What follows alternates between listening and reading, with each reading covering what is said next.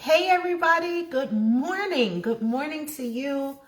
I am here to go live so that we can talk about fire your landlord before your landlord fires you. I want to talk about how to buy a home when credit is an issue. How to buy a home when credit is an issue. So over on my right, your left, you might see my kitty cat. His name is Patches. He's with me practically everywhere I go. And so you might see him bumping around. Kalechi's upstairs enjoying his little life, playing with his friends. I had to ask him to close the door so that we don't have any distractions. And Jay is around doing what Jay does, doing some housework, doing some manly housework, putting some stuff together. So I don't know what you might hear in this house right now, but what I want you to hear is how is it that you can fire your landlord and buy a home even if credit is an issue. So first of all, please allow me to introduce myself. I do it all the time. My name is Joelle Terranova. I'm a licensed realtor for now over 13 years. I'm licensed in multiple states. I also own a company called Get House Ready.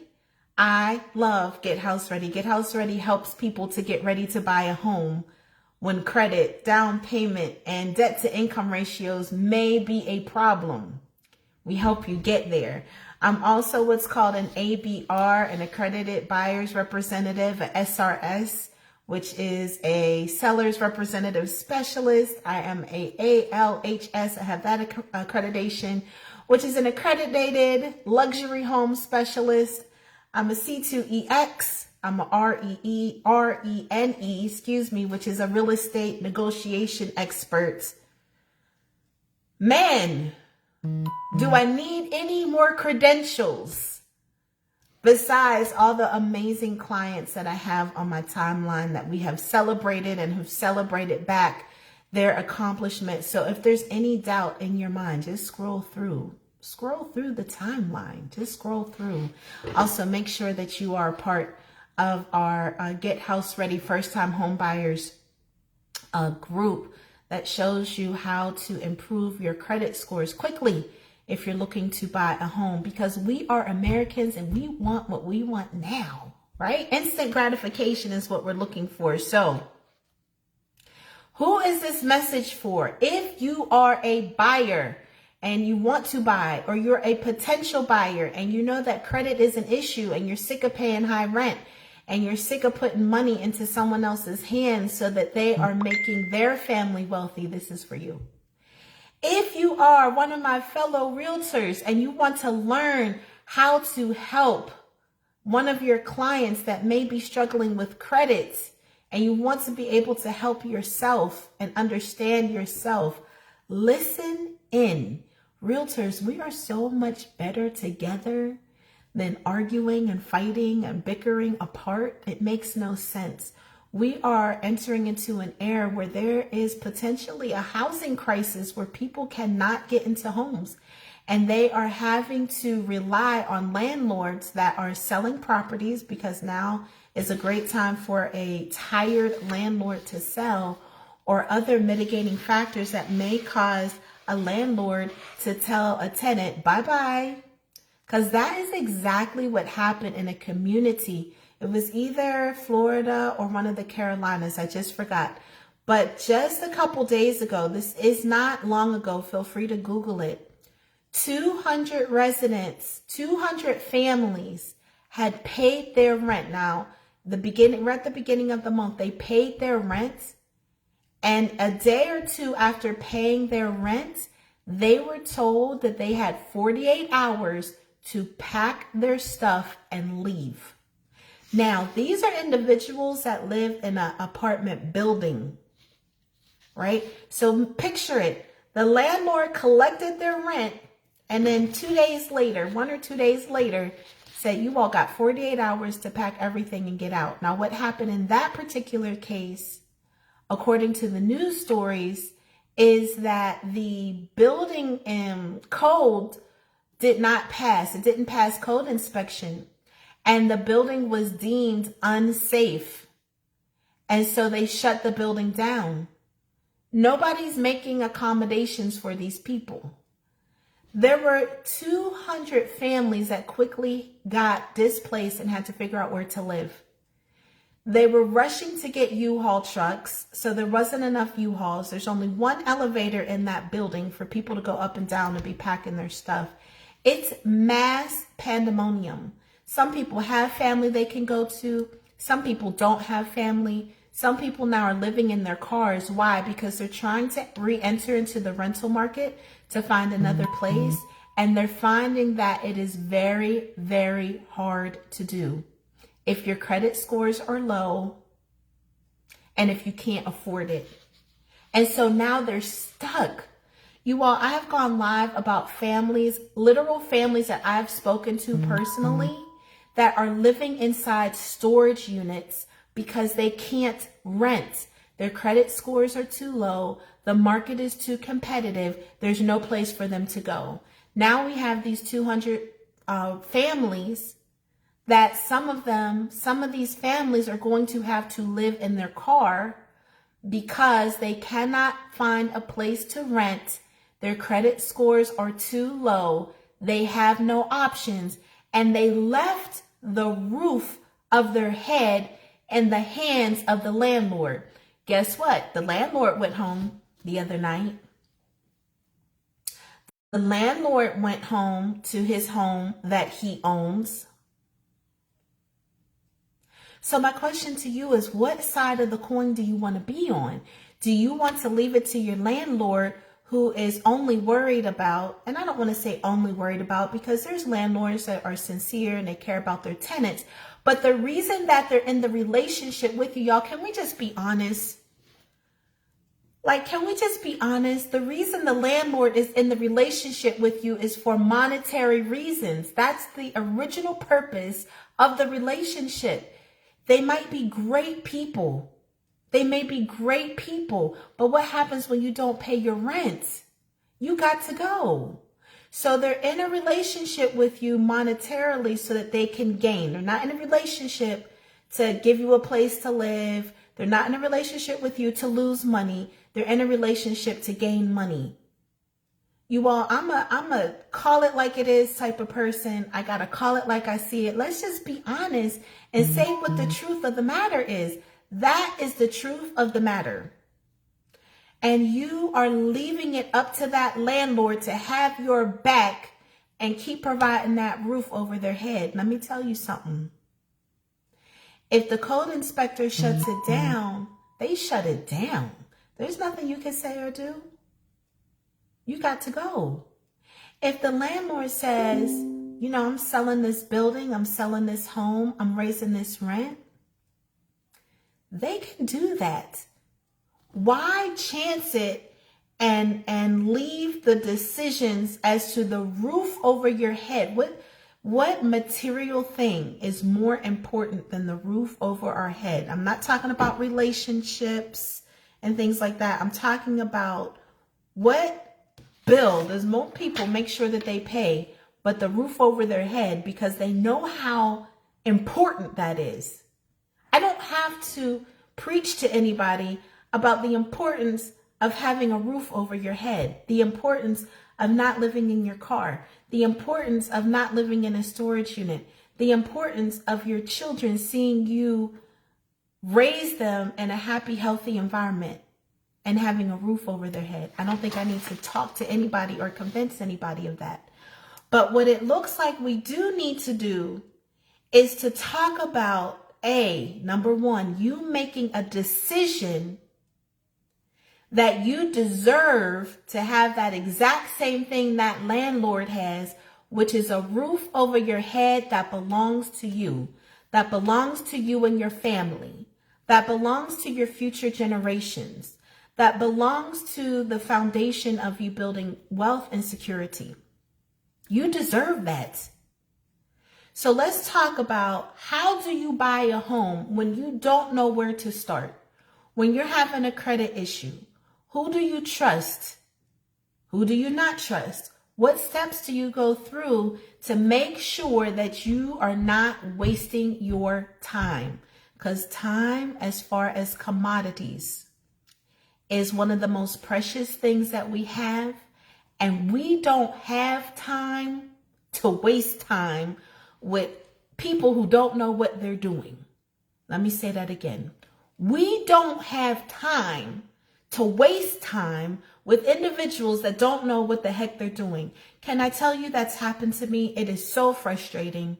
I'm in a predicament. I'm in a situation. I know that I need help. I know that I need expertise. And somebody presents themselves as an expert. And day one of us going in and trying to get this together, I can tell, Lord have mercy, this person don't even know what the heck they doing. We two blind mice running around here. So I understand we don't have time to waste time. So let's get into it. How do you buy a home when credit is an issue? Can I tell you something? The reason that I started Get House Ready is because I myself faced the scenario. I myself faced the scenario. At the time, I was working for a doctor's office. I'll tell my story until I'm blue in the face. I was working as an office manager for a prominent doctor. He had 3 different offices. I managed the billing for all 3 offices, neurologist and sleep specialist. Some of you know who the doctor is, right? He's no longer practicing that. He's doing something else. In fact, I think he's doing medical marijuana now. But anyway, I was making great money. At the time, I was single. At the time, I didn't have any kid. I had very, very little debt. If I had $2,000 of debt, I'm over exaggerating. But my credit scores were horrible. Now, at the time, I was making $60,000 a year. Now, we're talking back in 2008. So I want you to think about it. 2008, $60,000 a year, single woman, no kid, no debt. Man, I was rolling in it. I was able to do whatever I wanted to do whenever I wanted to do it. But my rent kept increasing. I had a great apartment. It was so cute. It was a 3-bedroom. I'm a type of person, I like space. So at the time, I was in a 3-bedroom. I think at that time, I was paying somewhere between $900 to $1,000, and they were going to raise my rent to $1,200. And I'm like, $1,200? This is 2008 now. I'm like, with that, I can buy a house. When I went to go apply, my God, denied left and right, ghosted. People just wouldn't call back. Bad advice. And so I got tired.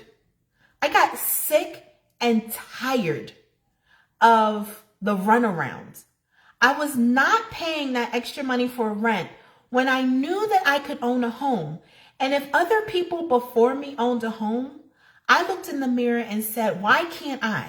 What is so different about me? I'm a good person. I pay my rent faithfully. I make great money. And at the time, that was really great money. And why can't I? And so this is what I did, y'all. I got a piece of paper and a pen, and I started writing. I started writing what was standing in my way. It wasn't money.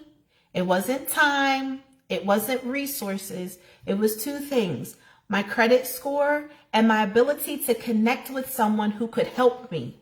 So then I almost became, y'all, obsessed. I became obsessed with credit scores. I became obsessed with understanding them. Can I tell you, in less than 50 days, my 469 credit score, I'll never forget it. I was able to turn my 469 into a 632. I was not playing. Now, the things that we did back in 2008 to improve credit are totally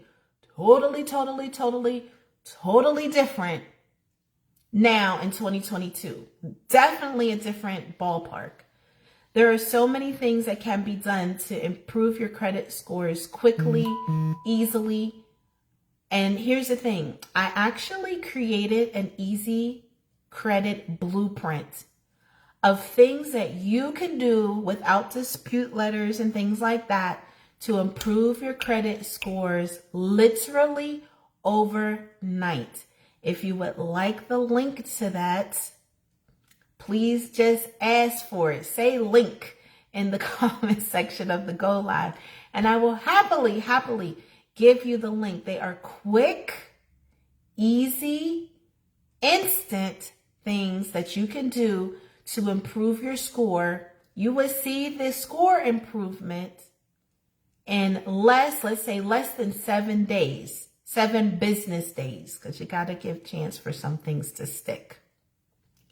Right? It need not be that difficult. I remember when I sat at the closing table, finally ready to close on my new home. The seller of the house was just, she was just so rude. She was just so rough. I won't even go into how this lady was. But I remember being under so much anxiety, stress, tension, feeling so unsafe, feeling so insecure. Even at the closing table, I was gone through so much just to get to the closing table that I was afraid that somebody was going to say, Joelle, we've changed our mind. You're not going to get the house. Until I had those keys in my hand and I was leaving the building with the keys in my hand, did I believe. But I remember sitting there and I was praying and I was saying, no one should have to go through this. It should not be this difficult with such little guidance. If I just make it to the other side, if I could just make it to the other side, I'm going to show as many people as possible how to make it as well. That has been my mission since 2008. So what happened after I closed on my house? I became so aware of helping other people that within a few months, I quit my very well-paying job to start helping individuals, to start helping realtors understand what they could do to get their credit scores up instantly. So these are the lessons that I learned personally. I had to go through this. I remember somebody criticized me saying, yeah, she's saying that she's helping people and look at her, she's living in a house herself. Oh, hell yeah, I'm living in a house. How would you feel if somebody comes on saying, I can help you be a homeowner, but they haven't experienced home ownership themselves? They're not thriving themselves. You're not seeing them win when it comes to real estate themselves. That would be stupid. It's almost like, I use my analogy all the time. You get pregnant for the first time and you go to your girlfriends that have never had a baby and you start to question them on what's this going to be like. What? I'm going to deal with somebody that's been through it, that feels this thing that I'm feeling, that has a great bedside manner and that can help me, can hold my hand, not waste my time, not talk to me like I'm a second-class citizen, not talk to me like I work for them. No, they talk to me like they work for you and help guide me through this, all these layers that are involved sometimes with home ownership. So let me tell you the lessons that I learned, how that I know it is possible to buy. I've bought multiple homes. I've bought multiple homes. And sometimes my credit was just struggling, but I figured it out. So first thing, lesson learned, credit, not scredit. What is this? Credit score improvement is real. Credit score improvement is real. You can take steps to improve your credit score. There are other people that can help you do it more efficiently. Again, it is like going to a doctor because your leg is broken and having them fix it, or you sitting at home trying to set it yourself. You may be able to successfully set it, but it's probably going to be painful. And there's certain things that you can't see, and you don't have the training and expertise of a doctor. So there's things that you simply do not know, and you don't know what you don't know. But credit score improvement is real. Now, why is it that some people say it's not? They put the S word on it, the scam word on it. Let me tell you why. Because there are a lot of people out there that have started credit repair businesses and they truly just do not know what they're doing, or they don't know what they don't know, and they're following antiquated systems and ways of doing things, and you have a 50% chance of it working, a 50% chance of it not working. A lot of people, you all that are in the credit repair business space, and I know because I've trained individuals on how to successfully fix credit, a lot of people that look to open businesses as a credit repair specialist, a lot of times it comes from their own need to improve their credit score. Bad people? Absolutely not. Does it mean that they do not want to sincerely help others? Absolutely not. But it may mean that their skill set isn't at the level that you need it to be to get to the place that you're trying to get to. Are there things that you can do yourself? Absolutely. But if you do not understand them, you can actually hurt yourself. Credit score improvement is real. Now, some people do it differently. So you got to look at people's business models, you all. There's some people that fix credit, they charge you a monthly. Well, I want you to think about it. How does that person make money? Do they make money by continually charging you every month? Yes. So then that means the longer that you're in credit repair, the more money they make. But you need a house yesterday. How does that work? That's why some people have gotten caught in that. They may have seen some improvements, but after a year of month after month paying and they're not in a house, people give up. People give up.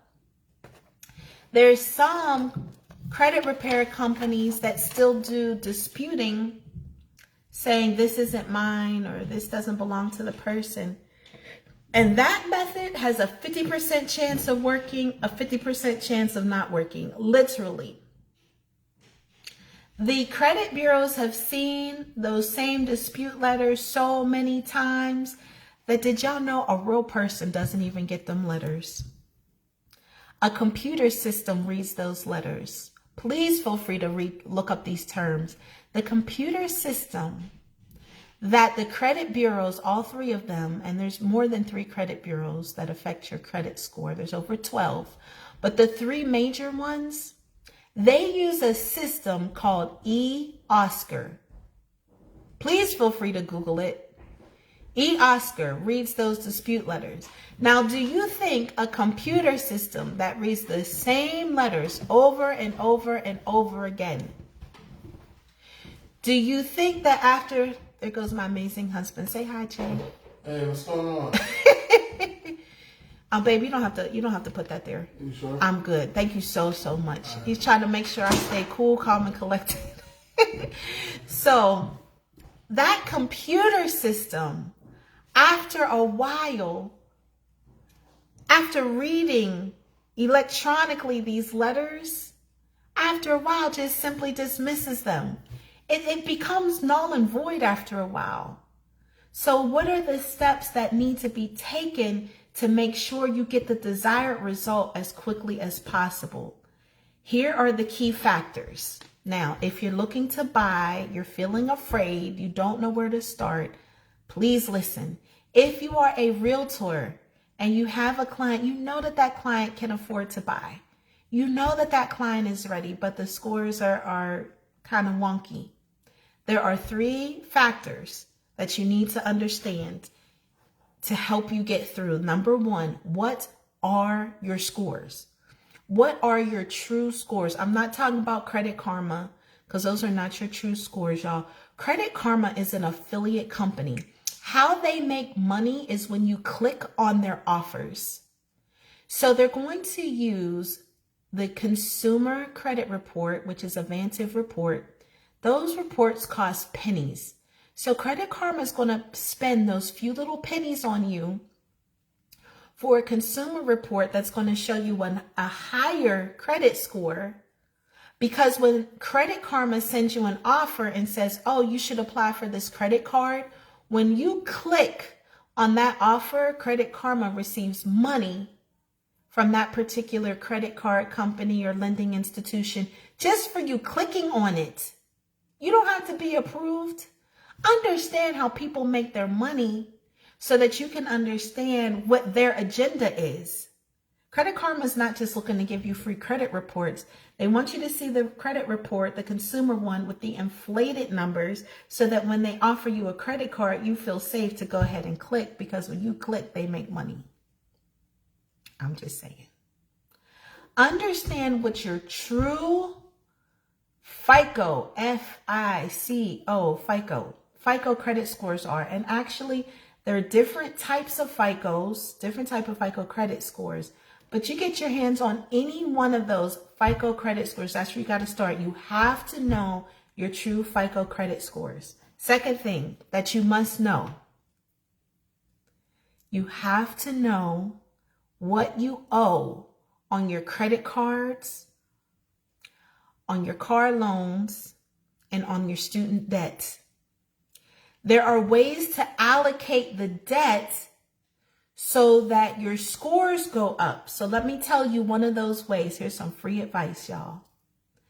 If you have credit card debt, even if it's just a little, and you're unable to pay those cards down to close to zero, if you get a personal loan and allow the personal loan to pay down or pay off those credit card debts, and you hold that debt as a personal loan, your credit score goes zoop, way up. It's amazing. It's the same debt. So let's say you have $5,000 worth of credit card debt, right? People say, well, I don't want a personal loan because I don't want to have new debt. You still got to pay the $5,000 in credit card debt. What I'm simply saying is if you move it off of a credit card onto a personal loan, your score goes up. When you no longer owe credit card debt, even if you owe it on the personal loan side, it depends where you carry the debt. It's going to make your credit score go up. Just that one simple move. Now, if you've been with a credit repair company, did they explain that to you? No, they're busy sending dispute letters. Again, no shade. Dispute letters are great. But there's more to this. That's why I say you have to have a conversation with somebody. So, number one, where are your FICO, F-I-C-O scores at? What is your credit card debt, your student loan debt, your car, if you have a car, what is that debt? Depending on where that debt is sitting is going to change your credit scores. And we can easily move it to a different bucket to make those scores go up. Why would you sit doing nothing when that's such a simple thing? We even have that ability to help you get that personal loan. The third thing is there are quick steps that you can do on your own to quickly improve your credit score. So if you're right there, if you're like at a 610, 615, teetering on that 620 mark, ask for the link for the information so that you can boost your score up really, really quickly. I don't care if you're a realtor. I'm not in competition with any realtors. I want to help as many realtors as I can. Realtors are my friends. I hate when I see realtors at loggerheads. Why?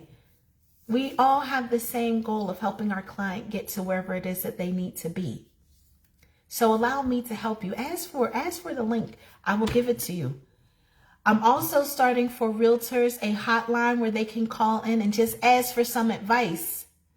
I want realtors to be able to call and say, I have a client, Susie Q, and here's what's going on. Her credit scores are at blah, blah, blah.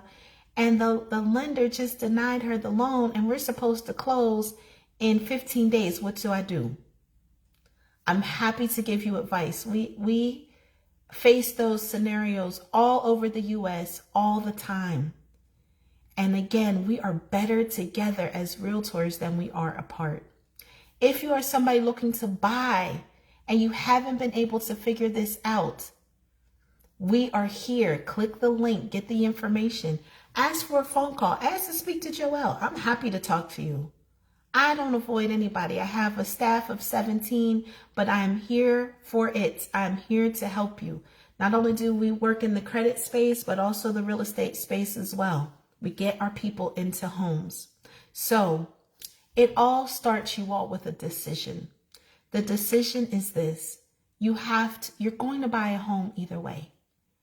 Either you're buying the home for your landlord, or you're buying a home for yourself and your family. The landlord that just delivered that message to 200 families that they had 48 hours to get out, and whatever they did not get out, they will lose because they have to clear the building to fix it. Whatever they can't get out, y'all, they're going to lose because they put their livelihood, they put the roof over their head in the hands of someone who had already secured his own self, secured his family, and secured his future. And now some of them are going to be in cars. I do not want this to happen to any one of you. So please stop burying your head in the sand. Stop procrastinating. Stop being afraid to ask questions. Stop being afraid of, well, if I do this, I may waste time. You're wasting time already. You're wasting time working hard, paying every month for the roof over your head, securing somebody else. And you yourself are left out there at the whim of a landlord, at the whim of a code inspector. It's time for you to make the decision. That's where it starts. So you all, thank you so much for watching my live. I love, love, love. I love to be able to talk to you, and I love to be able to offer the best advice that I can. Please click the link, and I'm happy to talk to you. My team is happy to talk to you. Let's create a plan for you. Everybody is different. Everybody's different. So we got to be able to talk, and let's see what we can do to usher you into your brand new home for this 2022-2023 season. Super, super excited to talk to you if that's what you want to do. Please make sure you click the link. I hope you have a great and amazing day. I look forward to talking to you soon.